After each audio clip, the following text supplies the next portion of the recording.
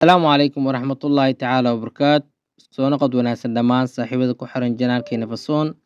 Muuqaalkeena maanta waxaynu ku dhex mushaaxaynaa nolosha mid ka mid ah haldoorkii, hal abuurihii iyo dhiirigeliyihii qarnigii 20aad, hogaamiyihii Koonfur Afrika Nelson Mandela.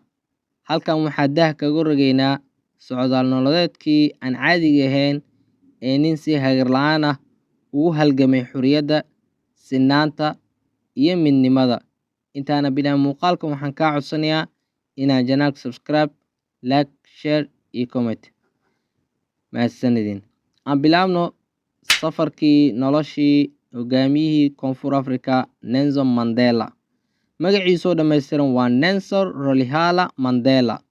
Waxa uu dhashay bishii Julaay 18 sanadii markuu ahaa 1918. Waxa uu ku dhashay tuulada lagu magacaabo Mavisa ee waddanka Koonfur Afrika. Markii uu soo korayay, Mandela wuxuu indhihiisa ku arkay cadaalad darrada iyo takoorka isirsooca ee uu soo rogay taliskii maamulkii midabta koorka. Waayo aragnimadiisii curdanka ahi waxa ay kicisay dareenkiisa cadaaladda iyo sinaanta.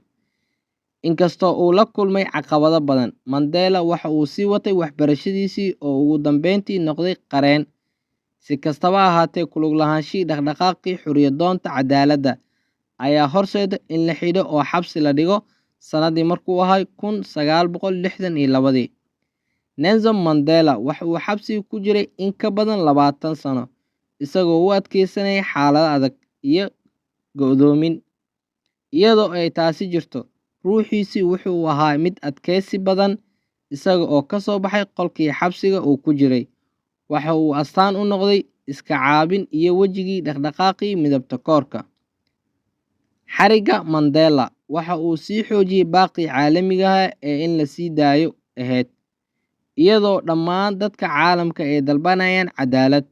Ugu dambeyntii 1990 waxa uu ka baxay xabsigii uu ku jiray muddadii 20 sano ahayd Victor Verster ee ku yaala Koonfur Afrika, isagoo ah qof xor ah oo u diyaar ah inuu waddankiisa Koonfur Afrika u horseedo waa cusub.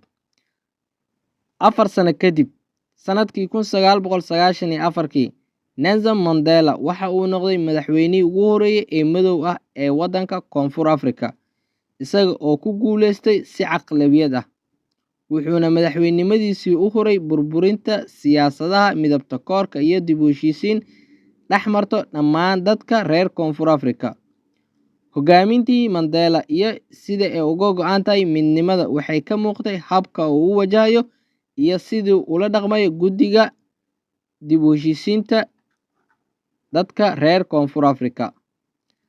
Casharka aan ka baran karno sheekada mid ka mid ah hogaamiyaashii ugu saameynta badnaa taariikhda Koonfur Afrika waxa uu iftiiminayaa sifooyinka hogaamineed ee qofka hogaamiyaha ah laga rabo, oo ay ka mid yihiin kartida uu u leeyahay dhiirigelinta iyo mideynta dadka, u adkeysiga dhibaatooyinka xaaladaha adag, iyo sidii uu uga go'an tahay in fikradihiisu aynan ahayn kuwo aan marnaba isbedelaynin.